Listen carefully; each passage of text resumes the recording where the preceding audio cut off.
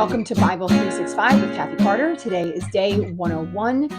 360 or 365 means that I'm going through the Bible in 365 days. So we're doing a 1-year chronological reading through the Bible using the 1-year chronological Bible reading plan, which you can find online at the 1-year chronological Bible online.com.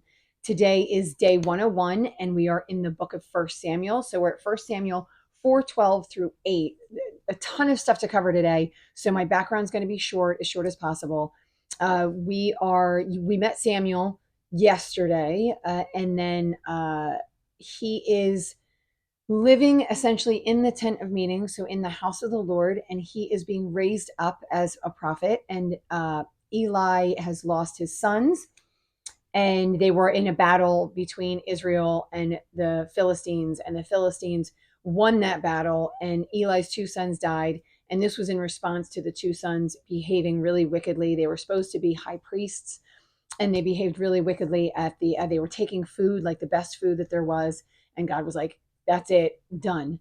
I had mentioned yesterday, I'm pretty sure it was yesterday, I had mentioned yesterday that I thought that meant the house of Aaron was done. However, that's possibly not true. And I said that because that was the way I read it. It looked like the house of the fathers was the entire house of Aaron, and so those were all done. And it's funny, in discussing it with my husband, he was like, I don't think that that's true. I think that's just Eli's house.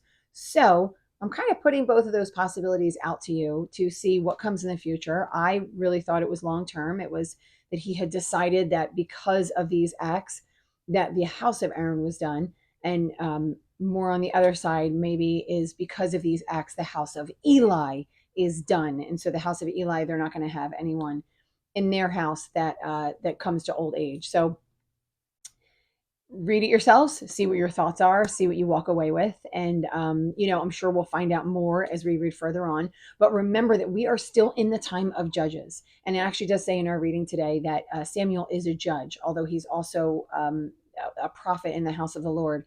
But he's a judge.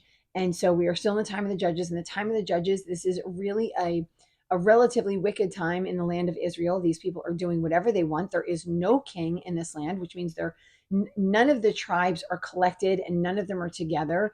None of them are helping each other, right? Everyone's just sort of out for themselves, and they're just doing whatever they believe is right. And we're going to find, I think, one of the things that I want to discuss is really the depth of the wickedness of our hearts and the things that we tend to think are right, and we don't recognize how terrible they are because of where we are in our lives, the comfort that we might have, and all of these other reasons why we seem to believe certain things are good and certain things aren't good. So I'm going to start here in 1 Samuel 4. We're going right to verse 12. So it says, that's it. So remember, there was war.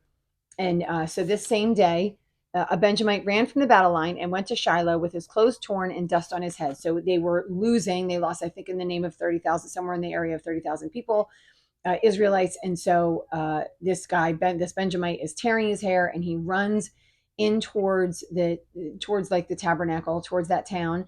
And he is shouting and letting everybody know that everyone is dying. And Eli was waiting because he knew, he had heard the message from Samuel. And so Eli was waiting in a chair by the road. And so he hears the outcry and he's like, what's going on? And so the man hurries over. Eli is 98 years old, so he's an old man at this point. And he comes over and he says, I just came from the battle line. I fled from there. And he says, Israel fled before the Philistines, and the army has suffered heavy losses, including your 2 sons. So at this point, Eli finds out his 2 sons have died. And then Eli says, he mentions then the Ark of the Covenant was taken. So that Ark, and I didn't really go over this, but if you have not been with me before today, you may or may not understand what the Ark is. The Ark was this separate area in the house of meeting, or the tent of the tabernacle, was where God spoke to the high priest, the people. So Aaron's sons spoke to those people, and this was movable. But at this point, they'd moved into Israel and they were all living there. But inside there is a smaller room that only the high priest was allowed to go into. And high priest would go in there and he would do offerings, and he would speak to the Lord. The Lord would speak to him prophetically. And so all of these things. But this was the ark of the Lord also went forth in battle.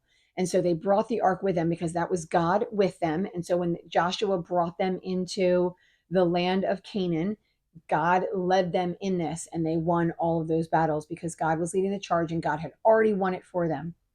At this point, the Philistines have taken this ark and took it in their land with them, which I want to go over what their land is because it surprised me. And so he went in and said, the ark has been taken. Now, this is a huge blow for the people of Israel because essentially what it means is God has been taken away from us. God has been living with them. God has been speaking directly to them. He has had a house inside their land. He has been with them and leading them and blessing them and speaking to them, right? And punishing them when they need to be punished. And at this point, he's not even there. The ark is gone. So the conduit, I guess, so to speak, between God speaking to the people and the people, it's gone. And so it should be a bigger blow, of course, than losing his two sons, but losing his two sons would obviously be a massive blow as well. So it says he fell backward off his chair. So he was sitting on a chair, falls back off of his chair, breaks his neck, dies. At the same time, one of the son's wives was pregnant and she was going through the birthing process. She was having her baby and she wound up dying as well. And then right before she died, they said she had a son. And then she named that son Ichabod because of all the bad stuff that was happening to Israel. So the name Ichabod is the glory has departed from Israel because of the capturing of the ark. So it's all turning south at this point. It's all bad. And then we go right into 1 Samuel 5. And it says, after the Philistines had captured the ark of God, they took it from Ebenezer to Ashdod. So this is one of the things that surprised me. The Philistines live in Israel. They live in the land of Judah. Ashdod is in the land of Judah. And so they first take the ark. So it's still in Israel, but it is not with the Israelite people. So it's still in, I should say, the land of Canaan, but it is not in with the Israelite people. It's actually in Judah's territory, but the Philistines have all of this land in that territory. And so the ark is with them. And what starts to happen is when the ark is in there, they put the ark inside their temple of Dagon. And so they put their ark right next to him. So then the ark, which is the God of the Israelites, goes right next to the Philistine God, which is Dagon. They go to bed that night. They come in the next morning, and then Dagon is lying face forward down on the ground. And, of course, what we see Dagon is worshiping the God of the Israelites. That's what, for me, that's what I say when I see that. Of course, the thing is it fell, which is not good in and of itself. But again, he falls forward prostrate and he's, looks like he's worshiping the Lord. They bring it and they put it back up. They go out, they sleep, they come back the next day. Not only has it fallen face forward at this time, it also has lost its hands and its feet. And so they're lying over like the opening of the door. And so there's this new thing that the Philistines do where then they never step on the opening of the door because the God lost its hands and feet at the door. Then they say, we can't have this God with us anymore. And so they get rid of it and they take it to another place. And again, in the land of Judah, they take it to the land of Judah. And when the ark is in this land, all the people in the area start getting tumors and they start dying. And so they're like, get it out of this land.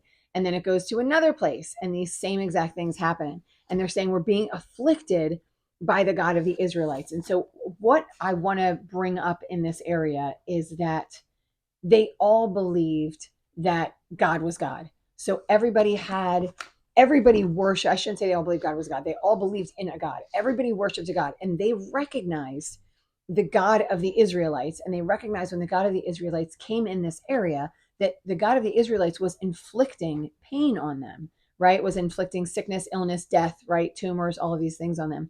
And so they recognized these things were happening, but yet they never turned towards the God of the Israelites. So I'm making an assumption, this just contextually making this assumption that maybe they assumed that the gods were equal and just one was winning maybe a battle over the other, instead of recognizing that the God of the Israelites was the true God and the God to be followed.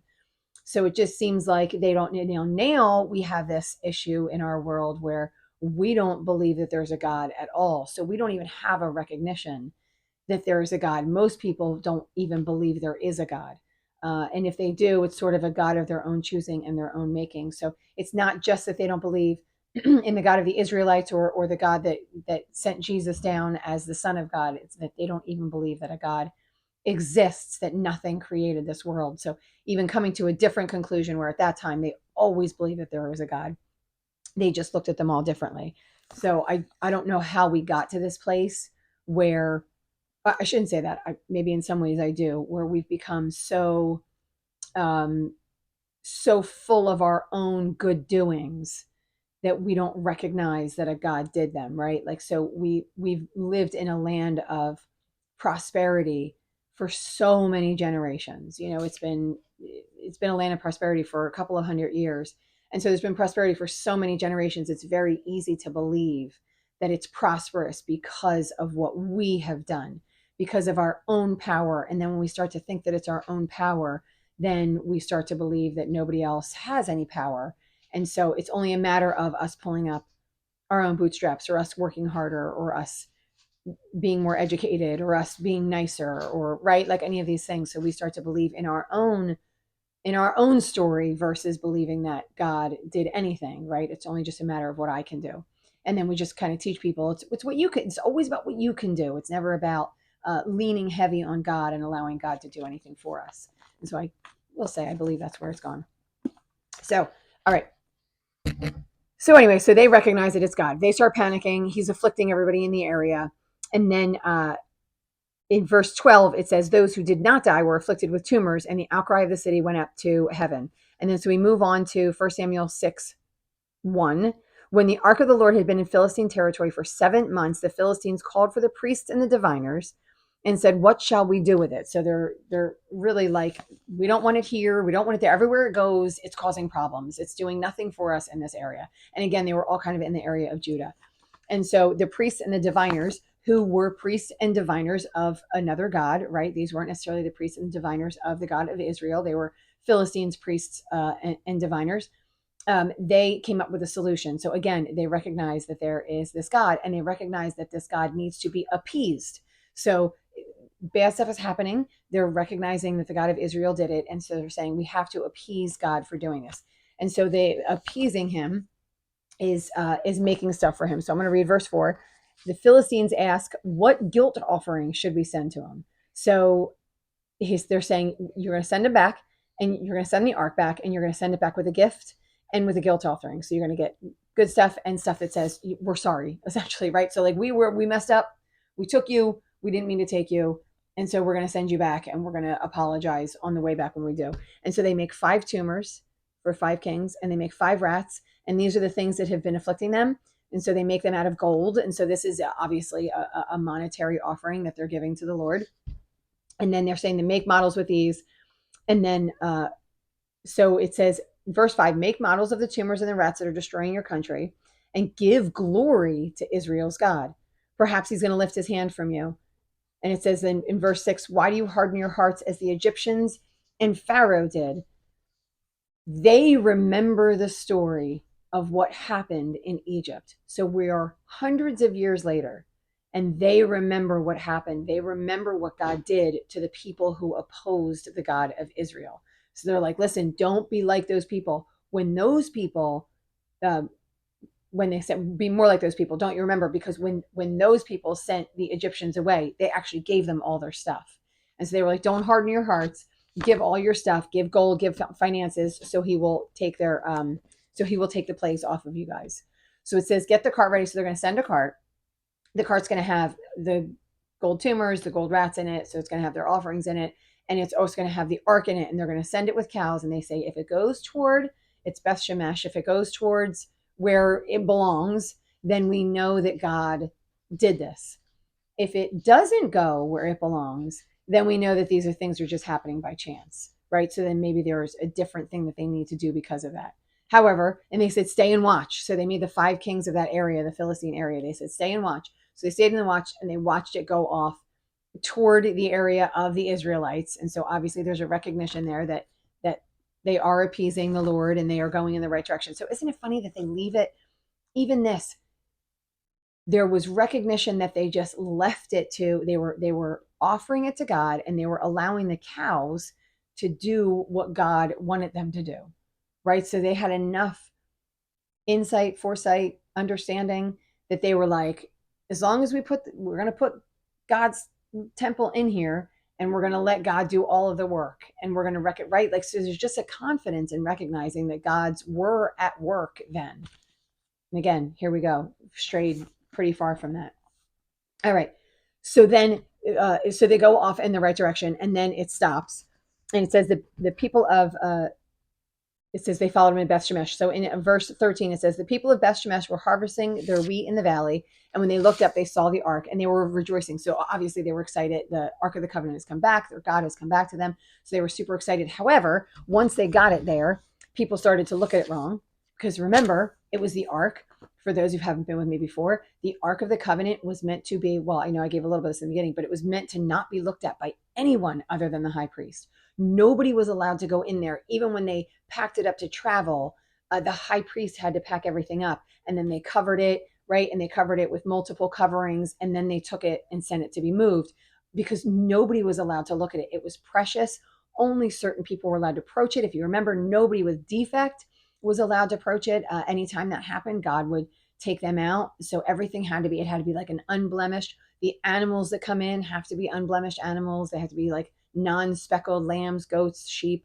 So all of those things that came in. So everything needed to be a certain way in order to meet with the Ark of the Covenant. And obviously this isn't happening because now the Ark is just right out in the middle of nowhere. And so I'm even kind of saying that, hitting on just a really small point, that why wouldn't God cover it, right? Why would he leave this to chance? If God is really all powerful and all consuming, right, and everything, why would he first of all allow it to be taken? Which could be, I guess we could see that as a punishment against the Israelite people. But why wouldn't he cover it? Why would he allow people to come up and look at it? And they weren't doing anything wrong, right? So these are some of the things that I feel like might be brought to mind as we read these things.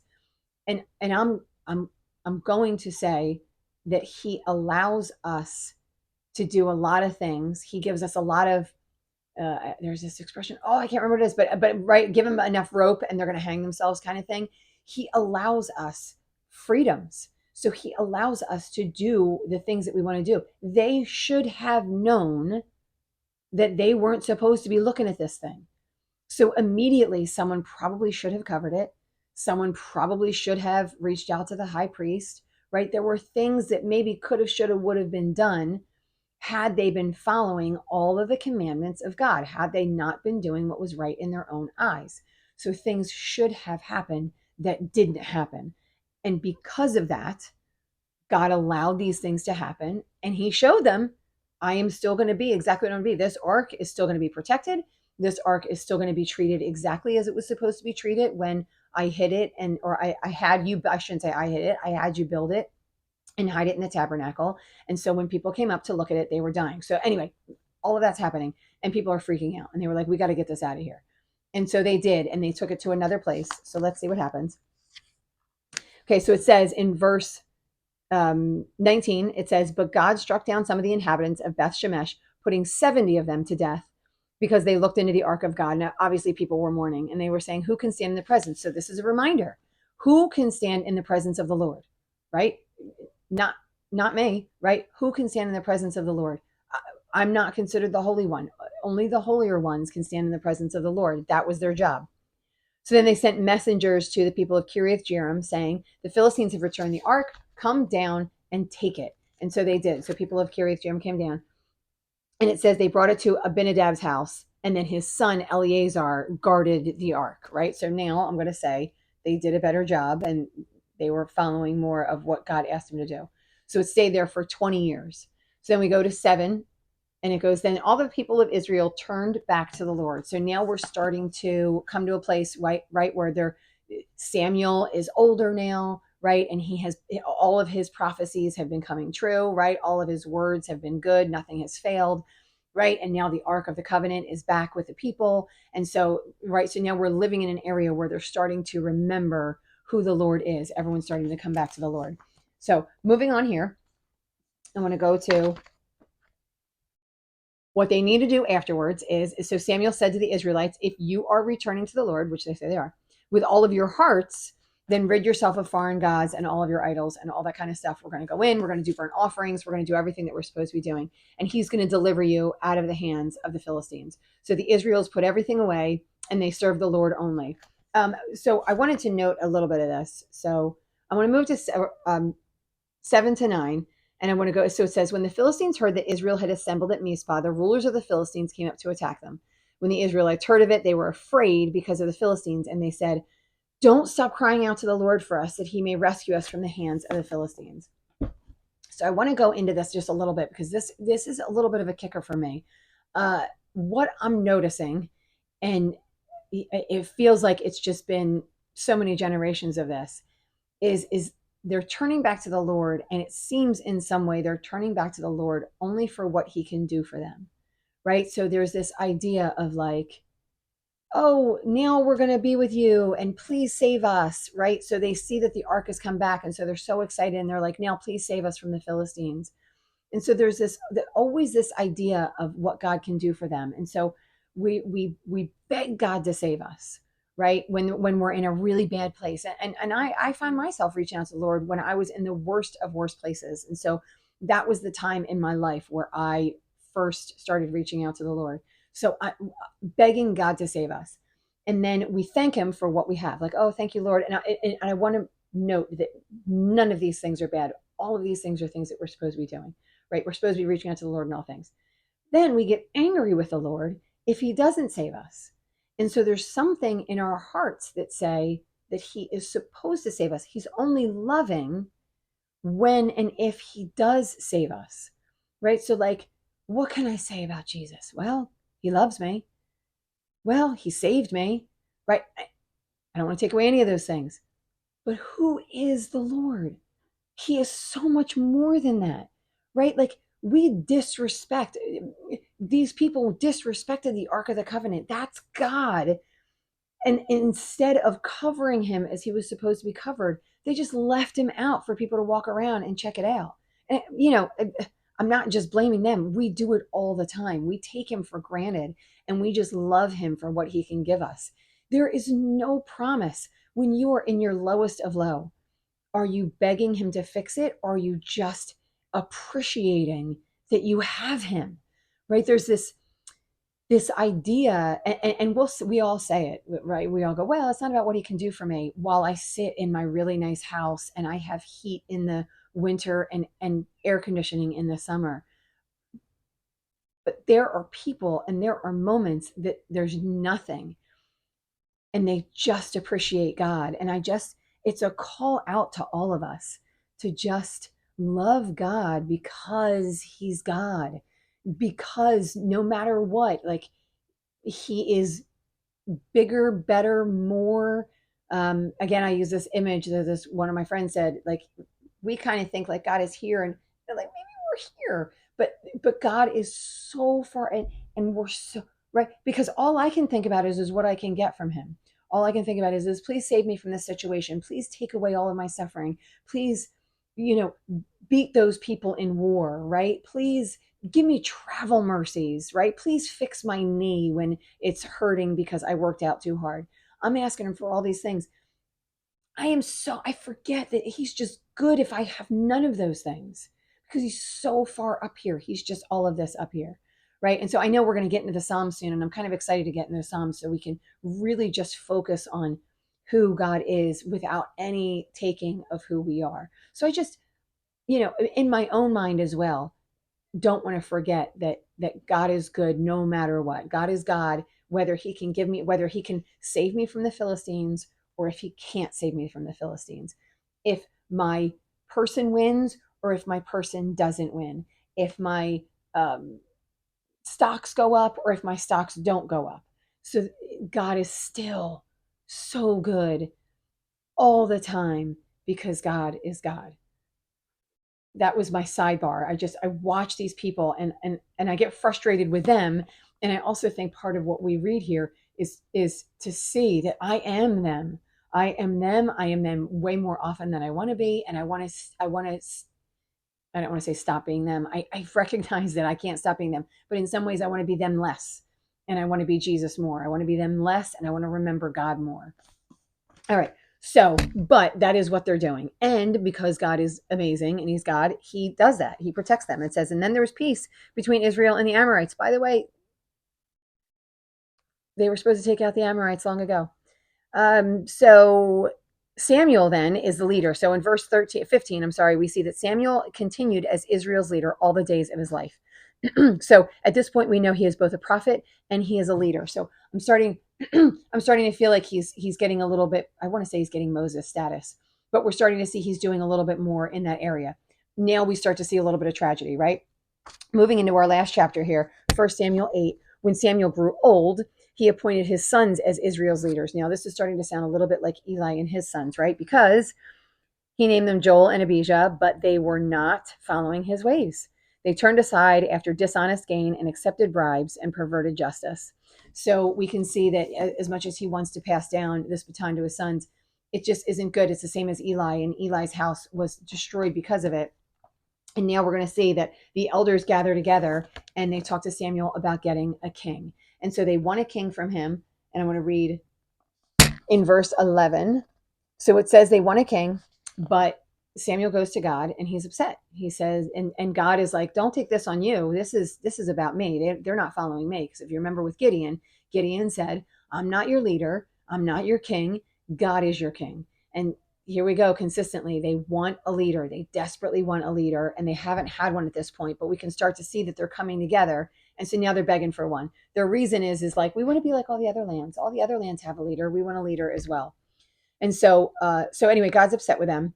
But it says in verse 10, Samuel said to the words of the Lord to the people who were asking him for a king. And he said, warn you, I can give you a king, but I want you to tell all these people first that this is what's going to happen when you get a king. And so I wrote down some of the things that are going to happen. These are the warnings that these people got, and they just negated every single one of them. So here we go. I'm going to take your sons to serve. So I'm going to take them, I'm going to put them in war. I'm going to make them commanders. I'm going to make them plow my fields. I'm going to make them I'm going to make them be servants in my house. I'm going to take your servants. I'm going to take your women. I'm going to take your daughters, and I'm going to make them cooks.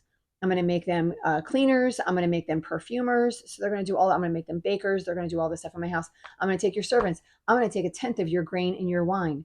I'm going to take your animals, right? So he's going to provide a king, and the king's going to do all these things. The king's going to take all of their stuff. And then it says in verse 18, but the people refused to listen to Samuel. No, they said, we want a king over us. Then we will be like other nations with a king to lead us and to go out before us and fight our battles. Do you hear what they're saying? I just went on this whole thing about what they want from God. I want God to do all this stuff for me. I want to be able to, this is the exact same thing they want from their king. I want a king.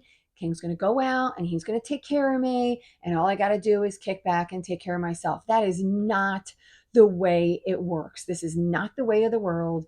We are in this place where we want a leader, but we want to fight against the leader.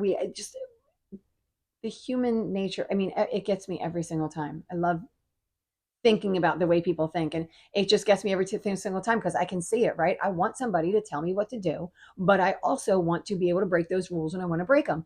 I want to be able to tell them that those rules are stupid and them to change those rules because I said so. And right, so all of these realities pop up that we want a leader and we also want to fight against a leader, but they are adamant and they say they want a leader and they're going to take a leader no matter what. And so he says, verse 21, when Samuel heard all that the people said, he repeated it before the Lord. And the Lord answered, listen to them and give them a king. And so he is going to do that. So God agrees to give him a king, and then Samuel dismisses them to their own towns. That's how we end today. A lot is always, this book, I feel like there's so much that's happening. If this has been at all helpful to you, if you have felt blessed in any way by this, guys, all I want you to do is I want you to like it. So it starts to go out to other people. I want you to share it personally with other people, especially people that you know love the Lord, or anyone that you know is maybe searching. Anyone that you know has some questions. I mean, especially in the Old Testament, there are just so many people that are now popping up on the internet, just trying to tell us how horrible our God is, right? Or to tell us how we are supposed to live without an understanding. So if you know anyone, just share this with them so they can maybe get a little bit of an understanding more of who God is, especially considering who he is in the Old Testament. And then I want you to subscribe to the channel, because that way it will pop up for you every day. Otherwise, you won't find me, not for a while at least. Anyway, that has been it for today, and I will see you tomorrow. But in the meantime, keep reading.